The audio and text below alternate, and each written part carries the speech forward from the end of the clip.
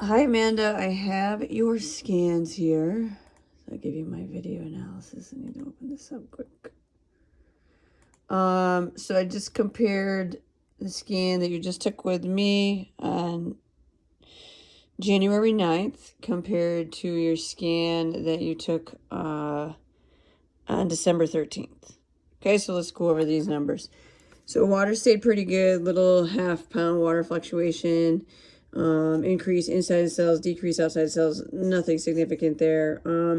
As far as water fluctuation, it can fluctuate. I've seen it, especially with the period and hormones and whatever else, 5 pounds or more sometimes between scans. So I really don't pay too much attention to it.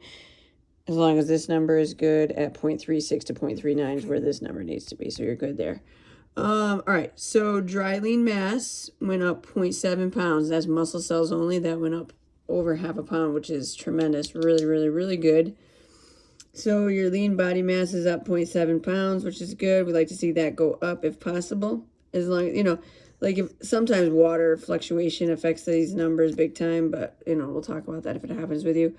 And then you lost 3.9 pounds of body fat, almost 4 pounds of body fat, which is... You're looking at, you lost a pound of body fat a week in the last 4 weeks, which is tremendous. And that's a really tremendous rate to be losing body fat. And if you can keep that going, that'd be awesome. It's a pretty fast rate. It can happen. I do see it happen frequently, but only, with like, being, you don't have to be perfect with your diet, but paying close attention to it, putting effort into it, planning and preparing, and good things will happen. All right. So lean body mass down. So your net loss there is 3.2 pounds. With most of it, majority of it being, all of it being body fat, which is good. You can't really tell that much, but I don't know if Christine went over with this. So with this muscle fat analysis, you can have the shape of a C, I, or a D. C, I, or a D. Okay, so if you notice your C here, pretty, pronounced. Okay, if you notice here, it's starting to flatten out because you lost 3.2 pounds of body weight, you gained 0.7 pounds of skeletal muscle mass, and you lost 3.9 pounds of body fat. So if you continue to gain muscle, see this number go out, lose weight, that number goes in the form of body fat, that number goes in. You'll start to see this C flatten out more and more and more till eventually maybe it's the shape of an I. Okay. And I've seen people go from C shape to I's to D shapes in the 12 weeks. And you have potential to do that. All right.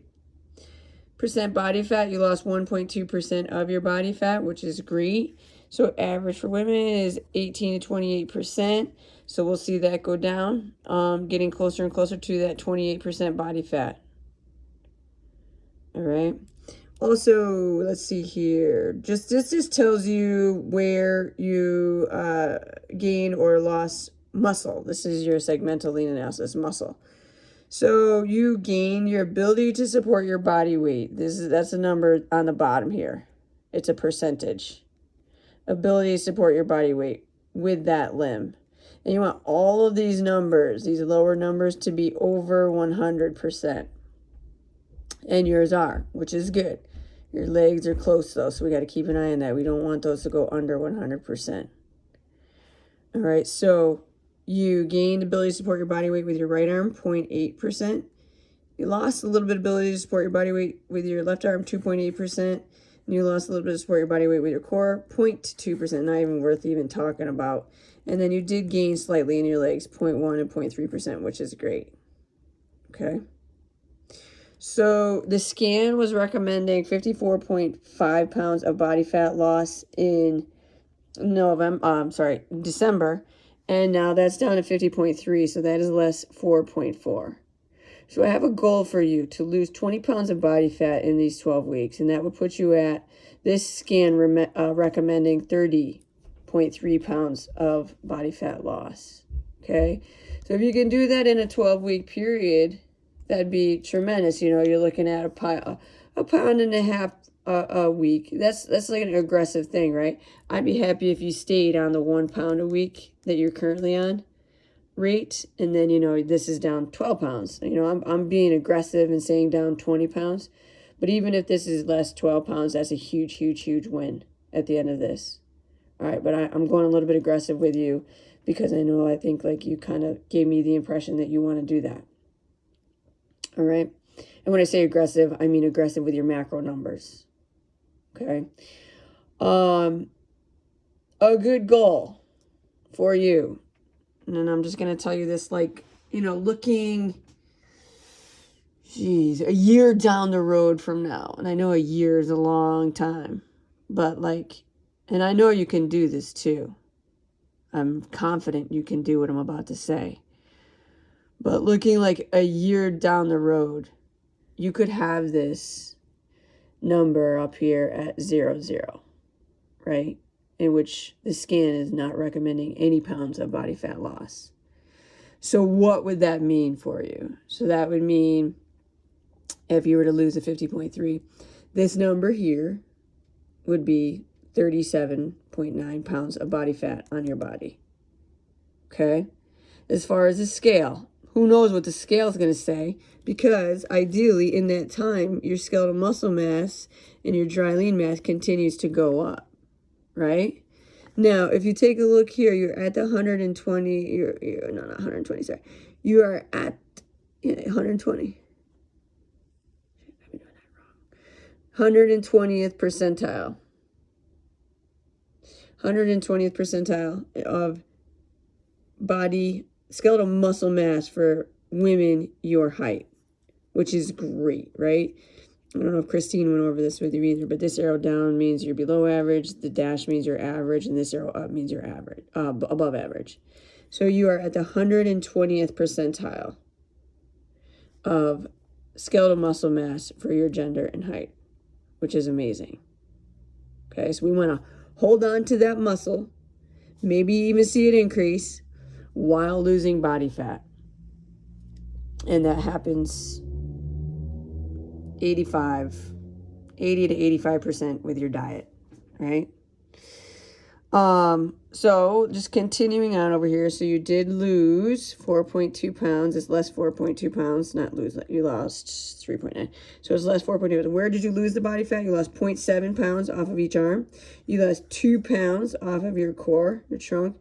You lost a half a pound off your right leg, and you lost 0.3 pounds off of your left leg. And this is freaking awesome right here. You lost 2 levels of visceral fat. And I don't know if Christine went over this with you, but getting this number 10 or below is healthy. And losing 2 levels in a month is freaking awesome. Okay? So we'll continue, as you lose body fat, we'll continue to see your visceral fat levels decrease. All right, so, I mean, I know, like, I want to keep it simple with you. Having one successful day at a time is going to be huge for you. That will compile over time. But if you could just focus on having one successful day at a time with your food and nutrition, it's going to add up for you.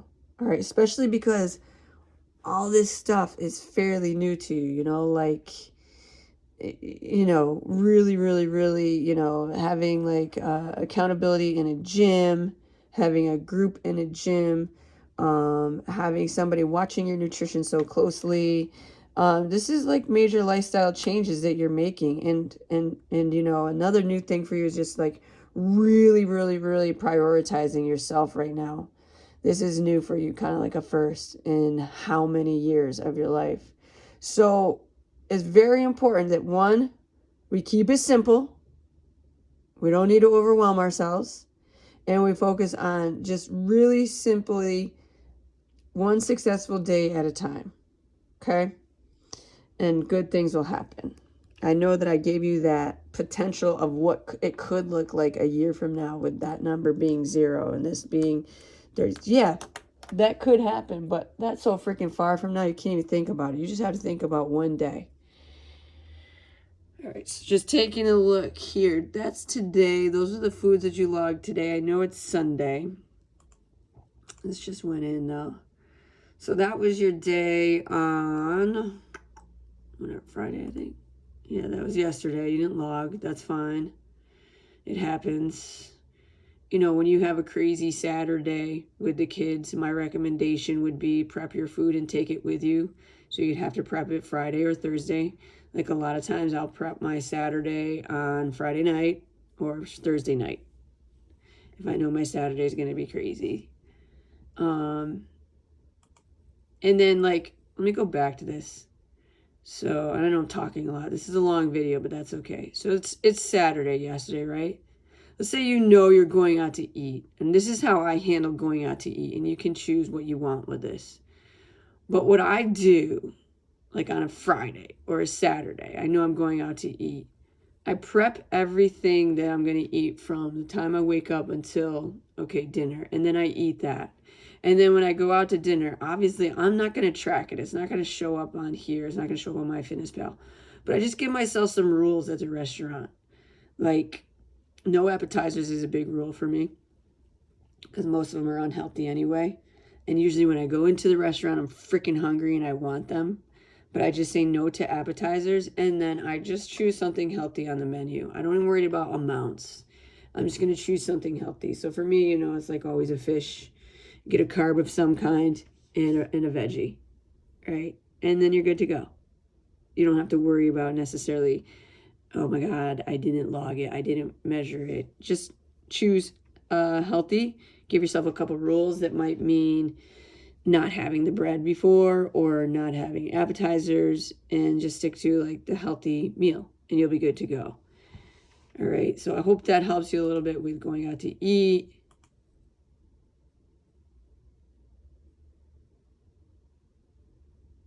This is really good. That was Thursday. So yeah, let me know if you have questions. All right, good stuff, my friend. I'm looking forward to this.